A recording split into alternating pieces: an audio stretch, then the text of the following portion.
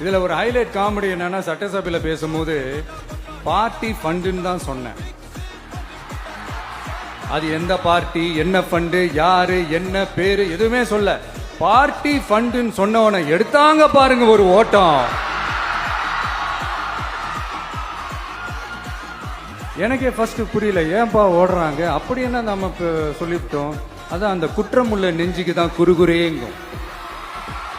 எப்படி இருக்கு தெரியுமா, எங்க அப்பா பீரோக்குள்ள இல்ல, எங்க அப்பா பீரோக்குள்ள இல்ல அப்படின்னு சொல்ற மாதிரி. ஐயோ ஏன் கேக்குறீங்க, இவங்களோட செம்ம கூத்தா இருக்குங்க, செம்ம ஃபன்னா இருக்கு.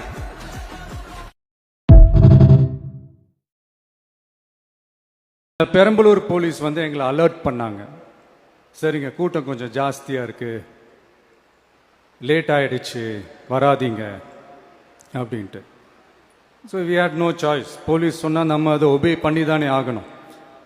அதே நேரத்தில் பெரம்பலூர் மக்களோட அந்த சேஃப்டியும் மைண்டில் எடுத்துக்கிட்டு ஒரு மன வலியோடவே திரும்ப போயிட்டோம். அதுக்கப்புறம் பெரம்பலூர் தொகுதி மக்களுக்கு மன்னிப்பும் கேட்டோம். அதே மாதிரி நாமக்கல் அந்த மீட்டிங் முடிச்சுட்டு கரூர் வரும்போது அந்த கரூர் போலீஸ் எங்களை அலர்ட் பண்ணியிருக்கலாம்ல.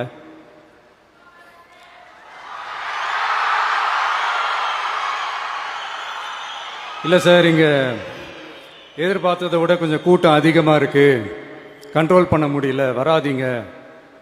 அண்ட் போலீஸ் நினைச்சா அவங்க அந்த மீட்டிங்கே கேன்சல் பண்ணலாம். ஏதோ தப்பா இருக்கு, ஏதோ தப்பா தோணுது அப்படின்னு நினைச்சிட்டாலே they have all the rights to cancel the meeting. எங்ககிட்ட கேட்கணும்லாம் ஒன்றும் அவசியமே கிடையாது. ஆனால் அதையெல்லாம் எதுவுமே செய்யாம அந்த ஹைவேல இருந்து அந்த ஸ்பாட்டுக்கு போலீஸே எங்களை உள்ள கூட்டிட்டு வந்து விட்டு அந்த நாடகம்லாம் இருக்கு பாருங்க.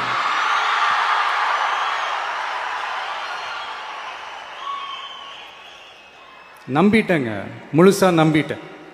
அன்னைக்கு இருந்த அந்த கரூர் போலீஸ் பேசும்போது தேங்க்ஸ்லாம் சொன்னேன் அவங்களுக்கு. எனக்கு தெரியாது இப்படி ஒரு நாடகம் நடக்கும்.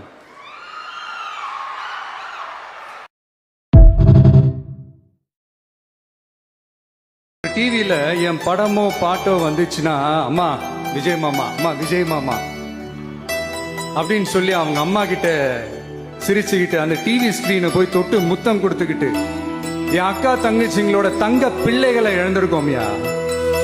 மழலை கூட சரியா வராதப்போ ஒரு பேப்பர் மேகசின்ல என் போட்டோவை பார்த்தா அது சிரிச்சுக்கிட்டு அந்த கள்ளங்கவடம் இல்லாத அந்த சிரிப்பு, அந்த கடவுள் மாதிரி இருக்கிற அந்த பச்சை பிள்ளைங்களை இழந்திருக்கோம்யா. என் அக்கா தங்கச்சி அண்ணன் தம்பி குடும்ப உறவுகளை இழந்து அந்த வலியோட இருக்கிற என்ன நீங்க ஏளனமா பேசுறீங்களா? என் மேல பழிய தூக்கி போடுறீங்களா? இப்படி ஒரு சம்பவம் நடந்துருச்சு. இது ஏன், எதனால, அதுக்கான பின்னணி என்னன்ட்டு அந்த வலியோட வீட்டுல உட்கார்ந்துட்டு இருக்கிற வாயின்னு முன்ன இருந்தா என்ன வேணாலும் பேசுறீங்களா?